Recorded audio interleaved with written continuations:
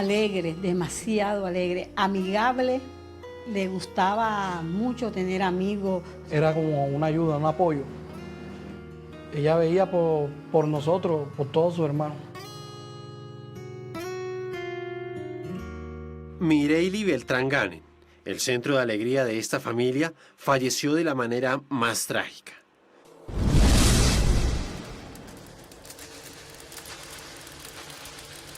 Ella no le encontraron para ponerle suero, ella le tiraban el suero encima y sacaba uno. Con decirte que lo único que le quedó intacto fueron los pies. Eran vejigas así, una persona no se quema, puras vejigas de agua. ¿Cómo ocurrió esta tragedia? Wilson Acevedo, su esposo, y la primera persona que intentó auxiliarla, le dijo a la policía que Mireili se autoincineró porque sufría de una grave depresión. Discutieron por celos. Creo que ella misma se roció el queroseno y encendió un cerillo. Mi hija nunca tuvo problemas depresivos. Y él me lo dijo, que me iba a dar un regalo que nunca se me iba a olvidar y que yo iba a llorar lágrimas de sangre. Y sí, tengo 9 años, está llorando. Con la apertura de la investigación se empezaron a conocer nuevos detalles de la vida íntima de Mireili. Por ejemplo, una relación extramatrimonial. Andrés era el polo opuesto a Wilson.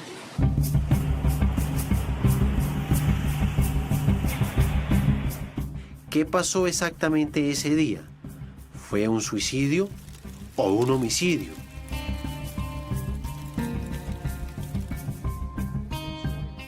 Y de ser así, ¿quién la asesinó? Es una escena muy similar a la que estamos viendo en este momento. Debió haber sido de manera físico-química muy similar.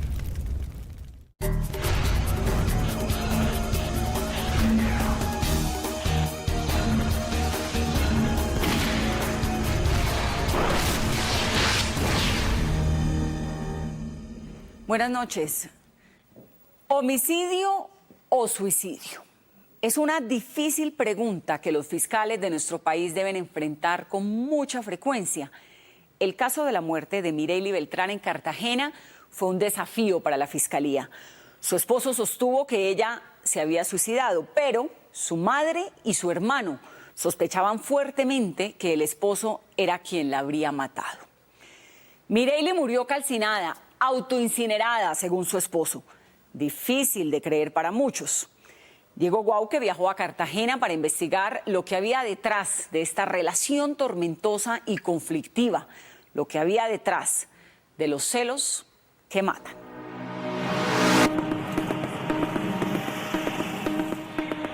Es la 1 de la mañana del 16 de mayo de 2005.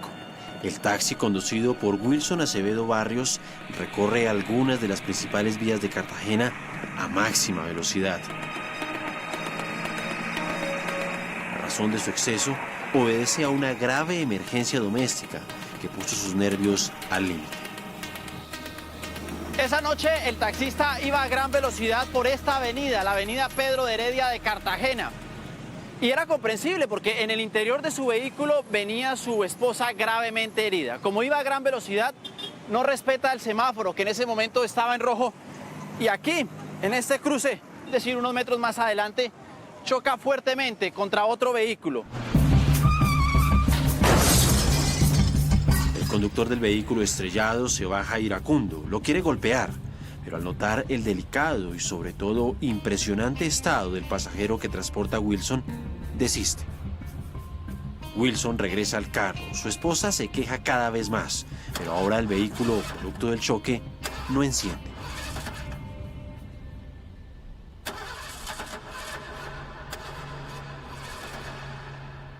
El desesperado esposo camina hacia la mitad de la vía y obliga a que un avance se detenga. A ese nuevo vehículo transborda a su mujer.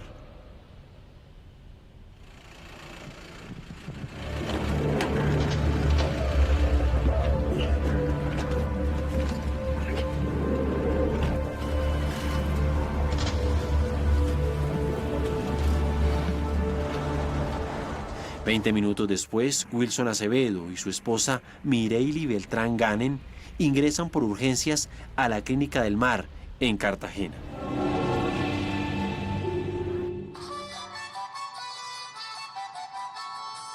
Enseguida, Wilson llama a Caridad Ganem, su suegra. Yo le dije, ¿qué clase de accidente, Wilson? Venga, venga, que yo estoy solo y tengo miedo. Venga, venga, está aquí en el hospital. La llamada sacó de la cama a Caridad y a sus dos hijos, Juan Carlos y Pedro Beltrán.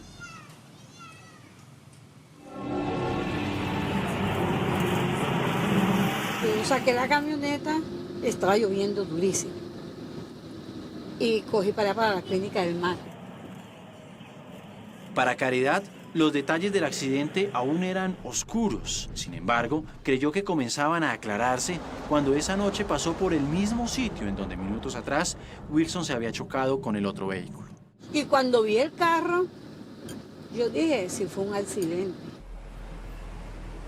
Sin embargo, ese pensamiento cambió cuando se presentó en la clínica.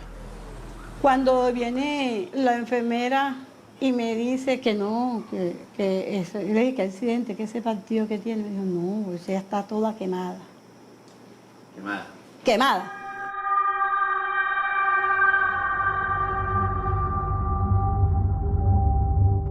Lo primero que pensó Caridad era que los galenos se habían confundido y que le estaban hablando de otra mujer. Volvió a preguntar. No la puede ver porque la están operando. Operando se llama rasparla toda. Cuando yo hice así, me entregan una sábana llena de barzol ese. Mojadita así llena de barzol. Y hago así, y veo el brasier, veo poco cuero así. Yo le dije, doctor, ella está muy mal. Me dijo, sí, tiene el 90% del cuerpo quemado. Con decirte que lo único que le quedó intacto fueron los pies. Eran vejigas así, como una persona no se quema, puras vejigas de agua. Porque como la rasparon, quedó blanca así. Ay, no. Y Juan Carlos se daba golpe ahí en la pared. Mientras los cirujanos ponían a prueba todos sus conocimientos para salvarla, Ella no le encontraron para ponerle suero, ella le tiraban el suero encima y sacaba uno. afuera, los familiares de Mireille se preguntaban qué ocasionó tamaña tragedia. Y evidentemente, los interrogantes iban dirigidos a su esposo. Wilson le contó a Caridad que su hija se descontroló al enterarse de sus intenciones de abandonarla.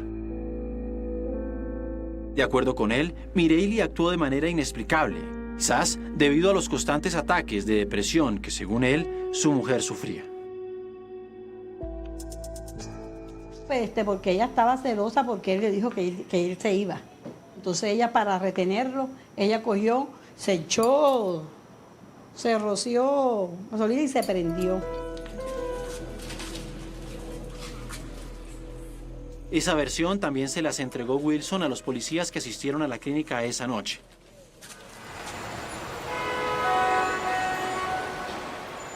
Douglas Sánchez Paternina fue uno de ellos. Discutieron por celos. Creo que ella, como que ella misma se roció el queroseno y encendió un cerillo. Y lo tiró al piso y creyendo de que estaba apagado. Cuando se vio, se vuelve en llamas. Y aunque a los familiares esas palabras les sonaron descabelladas, la prioridad en ese momento pasaba por el estado de salud de Mireille. Cuando a mí me dijeron que buscar una clínica donde hubiera una UCI para quemado, yo le dije a mi marido, véndeme la casa, véndeme lo que sea, sálvame mi pela. No, nada.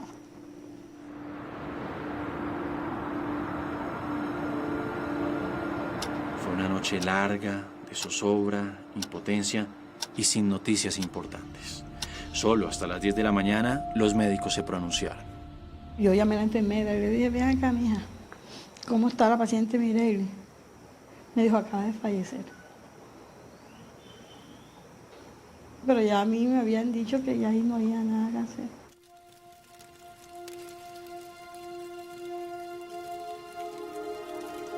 El deceso de la joven de 27 años se produjo por un edema severo en las vías respiratorias debido a las quemaduras. Cuando dicen que falleció, Juan Carlos Cruza, ¡ay, hueputa! Me la dejó como un puerco. Fue que él gritó. ¿El hermano? Sí, porque como la rasparon, quedó blanca así. Juan Carlos se refería a Wilson Acevedo, con quien había tenido una fuerte conversación en la clínica durante la noche. Él me queda viendo la cara y me dice, hubo un accidente, yo no fui. Yo no fui, ella sola. Entonces yo le preguntaba, ¿qué sola qué? ¿Qué pasó?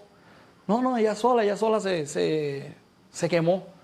Cuando el celador me dice, el celador me hace con la cabeza, me hace seña que no. Yo le caminé a él. Él corre y se mete atrás de otros celadores.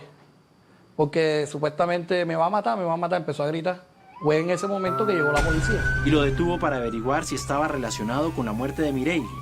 Desde un comienzo, Wilson declaró que era inocente, que amaba profundamente a su esposa y que por más que quiso, no pudo frenar la intención de ella de autoincinerarse. Así lo manifestó en su declaración ante las autoridades. Ella estaba sentada sobre la cama. Tenía un fósforo encendido en la mano. Le pregunto, ¿qué vas a hacer? Me contesta, si tú te vas, yo me mato. Trato de convencerla. Eso fue rápido. Ella trata de apagar el fósforo y lo suelta. Hace así.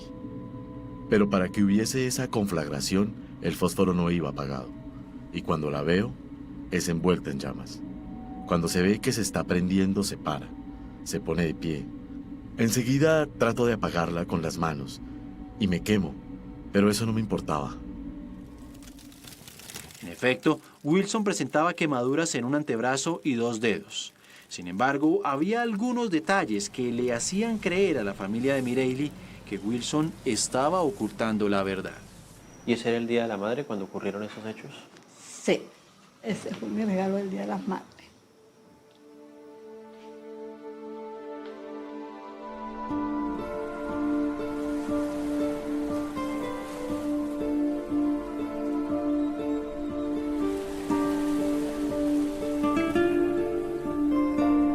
Mireille Beltrán Ganen nació en Cartagena en 1978 y era la mayor de 3 hermanos. Miri era una niña alegre, demasiado alegre, amigable, le gustaba mucho tener amigos, salir, estudiosa porque no me perdió ningún año. Era como una ayuda, un apoyo. Ella veía por nosotros, por todos sus hermanos. Después de que Mireille se hizo profesional en ingeniería de sistemas, comenzó a trabajar en un hotel de Cartagena y a ayudar económicamente en su hogar. Mi mano derecha, porque ya empezando a trabajar ella quedé yo sin marido. ¿Usted se separó? Sí, yo me separé y ella con sus hermanos, con sus sobrinos, adoraba a esa niña y los hermanos no trabajaban, ella era la que ayudaba, ella me ayudaba muchísimo. Fue muy buena hermana. Muy buena hija. Sí, buena hija.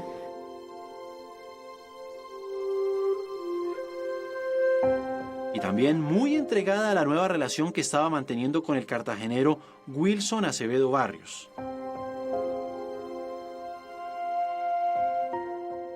¿Y quién es Wilson Acevedo? Bueno, él es un joven también de Blas de Lezo. Un barrio de acá. Sí, donde vivíamos nosotros. Wilson es mayor que ella. ¿Qué tanto? Ellos se llevaban como 6 o 7 años. Para Caridad, Wilson representaba un buen partido. Yo lo veía como muy centradito. Trabajaba en una buena empresa. Él es ingeniero de alimentos. Él era estudioso. Entonces arranca el noviazgo bien. Arrancó el noviazgo bien, sí. No duró mucho el noviazgo. ¿Cuánto duró? Duró como un año larguito. ¿Por qué? ¿Qué pasó? Se casaron.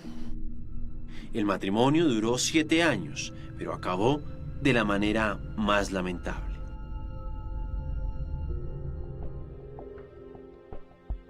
¿Accidente, suicidio u homicidio?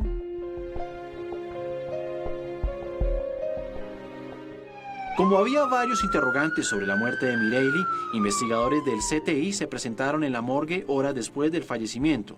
Robinson Roca Mercado fue uno de ellos. Sí, al momento de llegar y ver esa persona, o sea, en ese estado, o sea, todo el cuerpo quemado, el rostro desfigurado, todo eso, exacto, es muy impactante, o sea, ver una persona en ese estado. Prácticamente solo 2 partes del cuerpo quedaron ilesas, el pelo y los pies. Pero más allá de eso, el cadáver no le entregó al investigador la suficiente información para saber si se trataba de un suicidio o de un homicidio.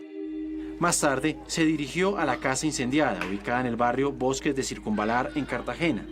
Con su cámara, empezó a retratar la escena. ¿Qué elementos útiles para la investigación encontraron en la casa?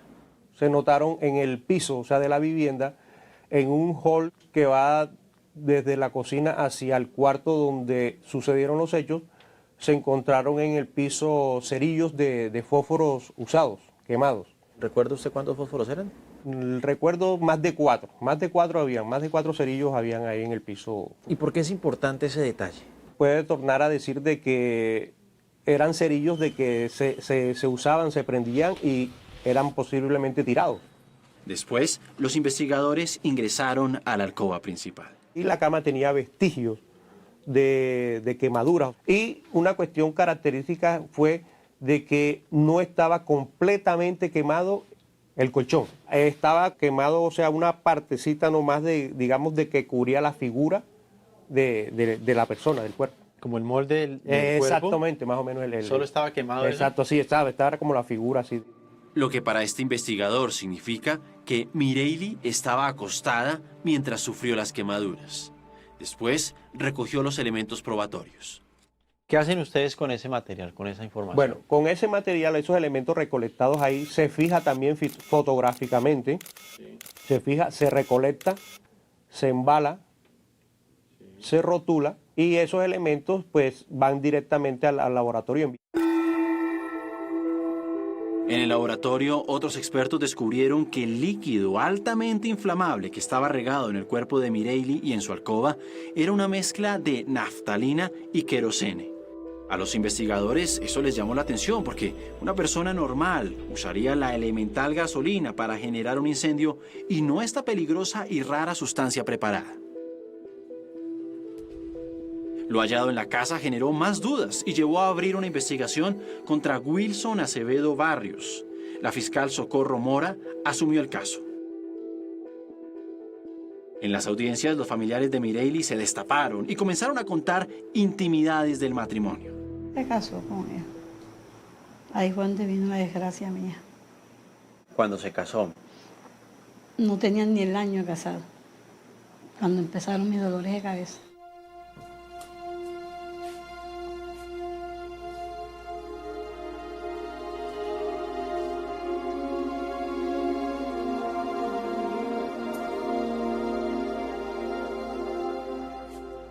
Y según Caridad, de ello fue testigo presencial, porque durante el primer año su hija y su yerno vivieron en su casa.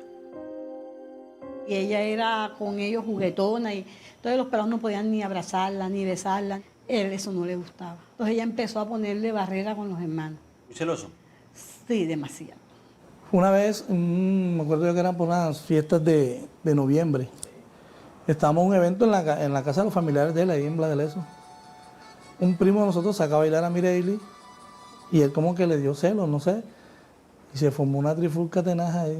De ahí, a partir de ahí, ya las relaciones de nosotros fueron como que alejándose. Y donde íbamos en fiesta, salíamos con pelea segura que él peleaba con el que sea. Con el primo, con el hermano, con todo, pero él peleaba. De todas maneras, Wilson y Mireille consideraban que sus diferencias se solucionarían tan pronto se mudaran y consiguieran un hogar solo para ellos. Pero fue peor. Nos invitó un domingo, pasando el domingo en su casa. Y tomando, no sé qué discusión llegaron, porque estaban hablando los dos cuando él la empuja y empecé a agredirla verbalmente, pero como ella era una persona que tampoco se dejaba ni gritar ni nada de eso, ahí empezaron. Ahí, cuando nos dimos cuenta que ya habían cosas que no iban bien. De acuerdo con la familia, Wilson golpeaba a Mireille. Venían peleando en el taxi y ella se iba a bajar en la lomita esa y él cogió, abrió la puerta y le metió una patada y la bajó. Y ella llegó aquí Yo sí iba a decir, nena, ¿tú por qué vienes a arrastrar? Yo tuve muchos problemas con él. Cada vez que mi hermana venía aquí, que él la maltrataba, yo salía siempre en busca para ver si lo encontraba a él. Pero ella me suplicaba, nos agarraba, que no nos metiéramos en su relación. Y nosotros, para evitar, nosotros nos quedábamos quietos y esperaba que ella solucionara su problema como ella quería.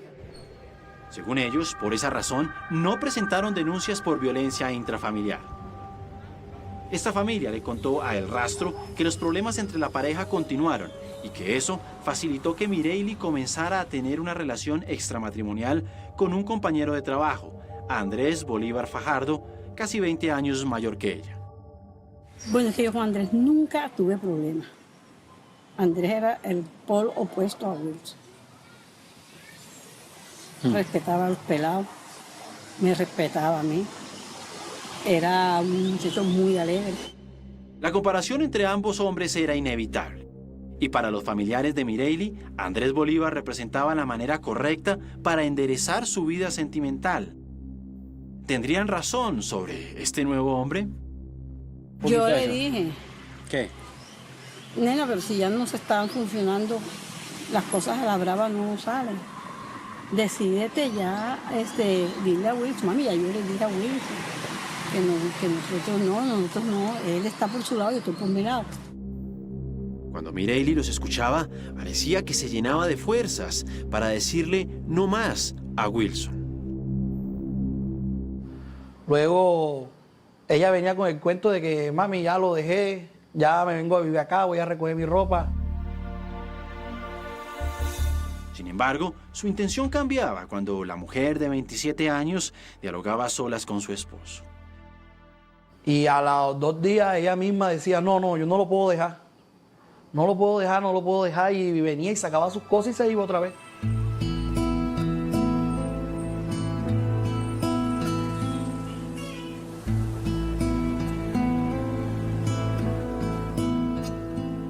A principios de mayo de 2005, 15 días antes del fallecimiento de la cartagenera, ocurrió otro episodio grave.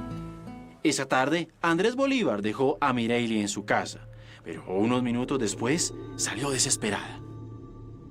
Cuando de pronto viene ella dando gritos, él sintió, cuando iba a pasar atrás por la puerta de la casa de él, sintió que ella estaba gritando. Entonces él se para. Mireili, ¿qué pasa? Salió llenita de gasolina. ¿Llena de gasolina? Sí, salió llena, todo el vestido lleno. ¿Lavada en gasolina? Lavada en gasolina. Entonces ella se monta en la moto y me la trae acá. Mira lo que hizo le dijo su poco de vulgaridad.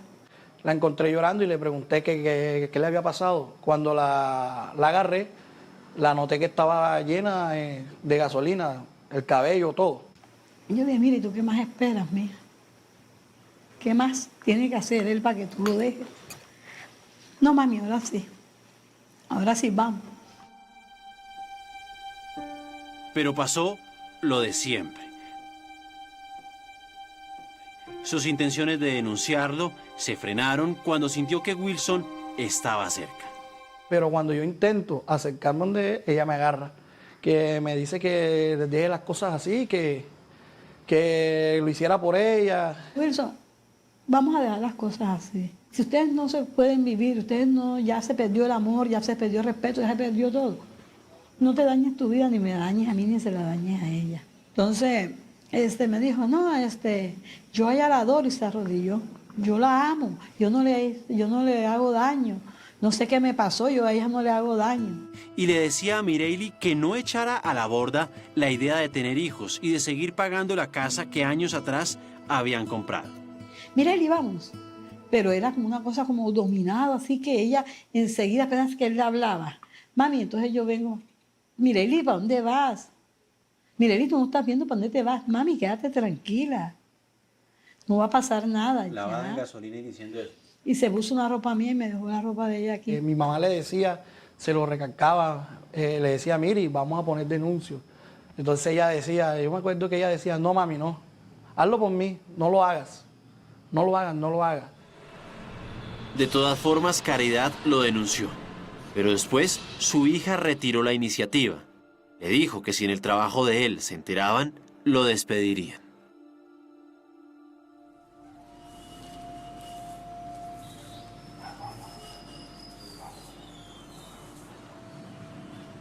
Estos familiares le dijeron a El Rastro que en las audiencias contra Wilson Acevedo Barrios contaron todos esos episodios.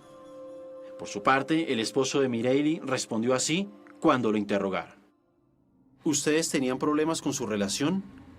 Bastante, pero todo es por su familia. ¿Ustedes discutían frecuentemente? No, las discusiones de nosotros eran normales. También las autoridades le hicieron preguntas relacionadas con suicidio. ¿Su esposa en ocasiones anteriores le había advertido de sus intenciones de quitarse la vida? Una vez estuvo deprimida. Tuvo que visitar un psicólogo. ¿Su esposa tenía problemas de depresión? Sí, el nombre del médico no lo sé. De hecho, en la inspección judicial practicada al cuarto de los esposos se encontraron algunos medicamentos, entre ellos unos para los nervios. En el lugar de los hechos había pastillas para la depresión. ¿Qué opina usted sobre eso? Mi hija nunca tuvo problemas depresivos. Que ella me haya dicho a mí, mami, hoy no dormí, me tuve que tomar una pastilla, nunca. Porque de igual manera él también podía tomar. ¿O podrían ser de él? Claro. Pero, ¿qué podría estar ocultando Wilson? ¿Por qué no era posible que Mireille se hubiera suicidado si supuestamente estaba deprimida y tenía sentimientos autodestructivos? No se vayan, porque el destape de los pormenores de este caso apenas comienza.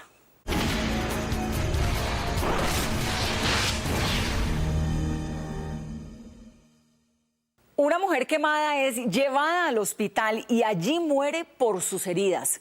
Ahora la policía deberá determinar si realmente fue un suicidio, como alega su esposo. Así continúa la historia de Diego Guauque. Celos que matan. Los cadáveres hablan. Esa es una vieja frase que mencionan con frecuencia los peritos forenses. ¿Qué decía el de Mireille? No mucho, principalmente porque el 90% estaba quemado. Sin embargo, existían detalles en ese cadáver que quizás podrían entregar más conclusiones para determinar si esto era la obra de un asesino. Esos detalles eran los siguientes. Primero, si Mireille se incineró mientras estaba sentada en la cama, como lo mencionó Wilson Acevedo, ¿por qué su pelo no se quemó si se supone que ella se regó el combustible de arriba a abajo?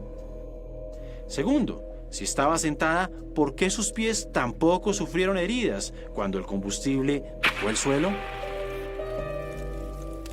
En Colombia no existen muchos investigadores de muertos a causa de incendios y esas dudas solamente las podría responder uno de ellos. La familia de Mireille encontró uno, Wilton César Hernández. Lo que este investigador y experto en explosivos hizo hace 9 años, lo repitió para las cámaras de El Rastro. Esta era la sala del inmueble. Ya obviamente cambiada porque han pasado 9 años, ¿no? Exactamente. Entonces, allá ya ha transcurrido y cambia un poco, pero era esa misma estructura de la vivienda. Empezamos a hallar, casualmente traje estos cerillos para enseñarles porque llamó mucho la atención que desde el ingreso de la vivienda observamos unos cerillos o unos fósforos que empezaron a demostrar un camino a través del cual se pretendía, digámoslo así, como una fuente de ignición. Se logran demostrar 7 fósforos o cerillos que fueron esparcidos desde el ingreso de la vivienda, desde la sala hacia la habitación. Cuando entró a la habitación, le llamó la atención el lugar donde encontró la mayor cantidad del combustible que originó el incendio. ¿Dónde estaba el acelerante o el combustible? No, principalmente estaba concentrado en esta parte del colchón. O sea, como en la cabecera. Lo que permite deducir que la víctima estaba en posición de cúbito dorsal, es decir, mirando hacia el frente, mirando boca arriba, y donde se concentró el acelerante fue de la cintura hacia el rostro. Hacia la cabeza. Hacia el rostro. Es decir, el combustible estaba rociado en esta parte. Es correcto, sí. Esa observación también se ajustaba a las características del cuerpo quemado. Un cuerpo que para él no se incineró sentado como lo manifestó Wilson. ¿Qué permite técnicamente, digamos, determinar que la víctima no se encontraba sentada en el borde de la cama? Es que estos listones, muy similares a esta cama, para aquel momento en que ocurre el hecho, hace 9 años, no tenían marcas de combustión, es decir, no hicieron contacto con el fuego. Es decir, la cama no estaba quemada en la parte donde supuestamente Mireille se sentó al momento de quemarse. No hay elementos que permitieran deducir de que la víctima se encontraba sentada o que ella misma hubiera podido esparcir el combustible en su cuerpo. Para Hernández, su análisis coincide con las heridas del cadáver. Luego de analizar toda la escena, esta fue su conclusión. Lo que usted encuentra acá es un caso de un suicidio o de un homicidio. No, se demuestra que el incendio fue provocado, que el propósito fue planeado, premeditado para producir la ignición de ese acelerante. Es una demostración de que sin duda esto es un homicidio. Y para explicar mejor su hipótesis, Hernández, tomando las medidas de seguridad necesarias, hizo el siguiente experimento. Son usuales en su trabajo. ¿Qué cree usted que fue lo que ocurrió esa noche? Bueno, sabemos de que la víctima está en esta posición de cúbito dorsal. Sí. El victimario tuvo que haber esparcido acelerante con mayor concentración en esta parte superior de la víctima y también hay otro origen del fuego en este punto inferior. Sí. Una vez esparce este líquido inflamable, salió hacia la sala y empezó a prender cerillas o fósforos hasta que probablemente lo lanza sobre este combustible o este acelerante que virtió sobre la víctima y se presenta la conflagración.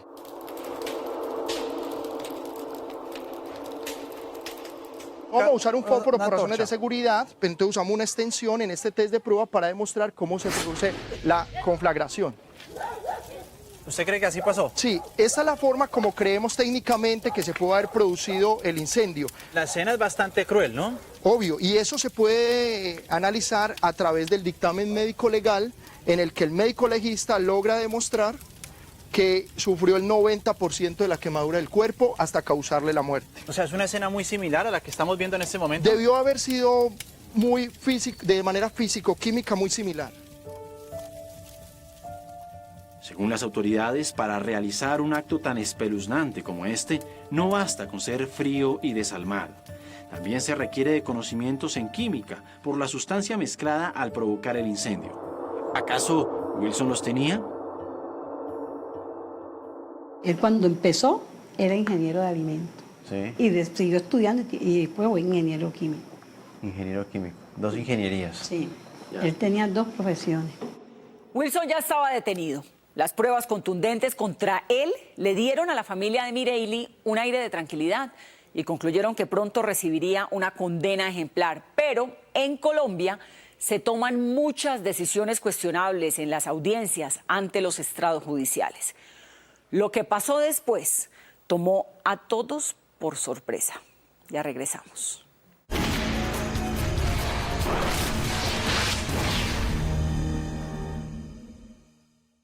Una mujer es incinerada.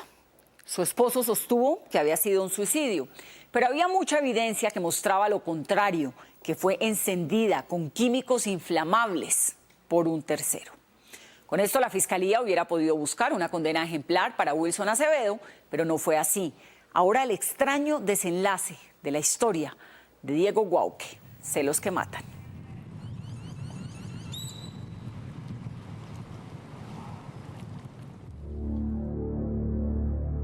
La defensa de la familia de Mireille reunió varias pruebas para intentar demostrar que Wilson Acevedo Barrios había asesinado a su esposa. Testimonios de violencia intrafamiliar, los análisis hechos en el cadáver y en el lugar de los hechos, y hasta los estudios universitarios de Acevedo. Todo esto parecía suficiente para una pena severa. Sin embargo, no fue así. 6 meses después del fallecimiento, Acevedo fue dejado en libertad al considerársele inocente del delito de homicidio agravado. Un dolor inmenso, ¿sabes? Pero yo digo, él se burló de la justicia porque lo dejaron ir, pero a la divina no. ¿Por qué Acevedo fue dejado en libertad? El Rastro buscó que esa pregunta la respondiera la fiscal del caso, Socorro Mora, pero no aceptó ser entrevistada por nuestras cámaras. Entonces, le trasladamos esa interrogante a la hoy subdirectora de Fiscalía de Cartagena, Ivette Cecilia Hernández. Doctora, ¿por qué a pesar de las pruebas fue dejado en libertad el señor Wilson Acevedo? Las pruebas no fueron determinantes para concluir una responsabilidad en cabeza del señor Wilson. En el expediente del caso se detalla que en el juicio también fue citado el amigo de Mireille, Andrés Bolívar. Él no habló bien de Wilson Acevedo, pero extrañamente dijo que vivía con Mireille, algo que no era verdad. Por esa razón, su testimonio fue rechazado. Asimismo, se presentó en las audiencias una ginecóloga del Centro Colombiano de Fertilidad y Esterilidad. Ella manifestó que Wilson y Mireille la visitaron 3 meses antes del día fatal, porque querían tener un hijo. ¿Será que esa declaración fue interpretada como una prueba de unidad y vínculo de amor entre la pareja? Y otra pregunta, ¿qué tanto pesó en la decisión de la justicia la falta de pruebas en documento de la mencionada violencia intrafamiliar? ¿Y de esas golpizas hay denuncias ante la fiscalía? Ni uno. Todo indica que este último grupo de pruebas fue para la fiscal Socorro Mora más contundente que las encontradas por los peritos en la casa y en el cadáver o que los testimonios de los familiares, e incluso que los estudios que Acevedo tenía en química. A juicio de la señora fiscal, no tuvo las pruebas suficientes para concluir una responsabilidad penal en cabeza del señor Wilson. Ella evaluó lo que procesalmente y desde el punto de vista probatorio podría deducir o no responsabilidad o inferir si esos indicios eran graves o no a favor o en contra del señor Wilson, y en su momento determinó que no lo era.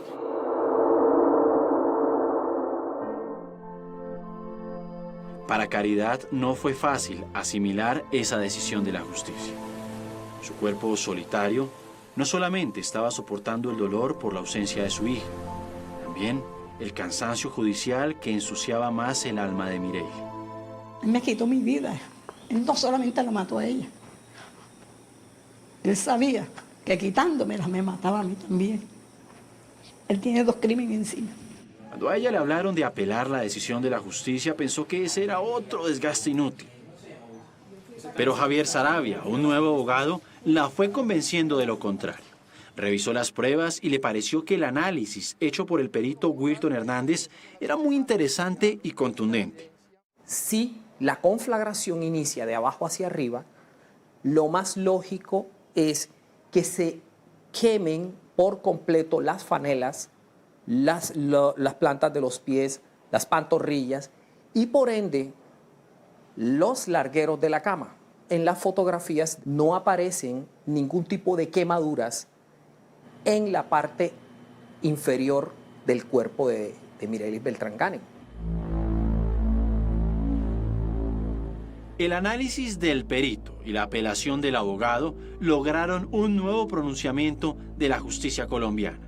Ahí no hubo un suicidio y lo logramos demostrar. ¿Cuándo la fiscalía endereza esa decisión y se da cuenta que no está frente a un suicidio, sino frente a un homicidio? El caso es apelado y pasa a conocimiento de la fiscal cuarta, Nuris de León de las Salas, y a su juicio considera que se puede deducir una responsabilidad penal en cabeza del señor Wilson, por eso acusa, presenta escrito de acusación y posteriormente, con base en la tarea y en esa labor fiscal, es condenado el señor Wilson en el año 2012, el 11 de enero. Condenado a 28 años al hallarlo culpable del delito de homicidio agravado contra Mireille Beltrán Ganem. Cuando la policía lo buscó para detenerlo, Wilson Acevedo Barrios ya no estaba. Hoy permanece prófugo de la justicia.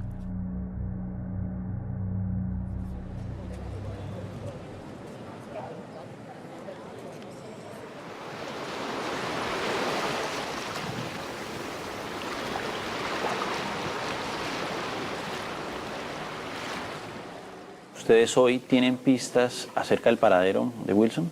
No, no señor. La ciudadanía colombiana tiene un deber de colaboración con las autoridades en el sentido de informar para que de esa manera no quede en la impunidad el homicidio de Mireille. Hoy, 9 años después de la trágica y dolorosa muerte de Mireili Beltrán, el autor de este homicidio, su esposo Wilson Acevedo, continúa prófugo de la justicia. Sin embargo, las autoridades de aquí, de Cartagena, nos manifestaron que piensan resucitar el caso y que la mejor forma de hacerlo es ofreciendo una recompensa millonaria a quien dé pistas reales del paradero de este señor, porque lo consideran como un peligro para la sociedad. Mientras tanto, su familia continúa publicando su afiche, la foto del Se Busca a Wilson Acevedo, para evitar que el crimen quede impune y para poder hacer correctamente el duelo por la muerte de su ser querido.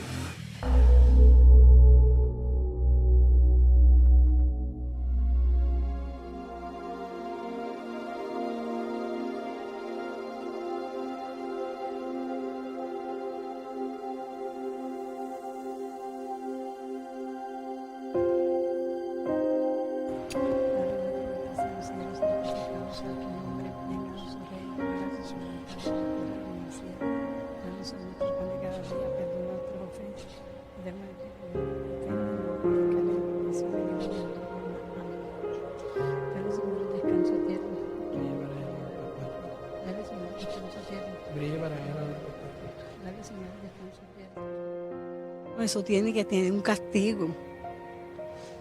Y a Wilson me lo tienen que encontrar. Yo le digo a mi Dios todos los días, Dios no deje que yo cierre los ojos hasta que no sepa que él está en una reja.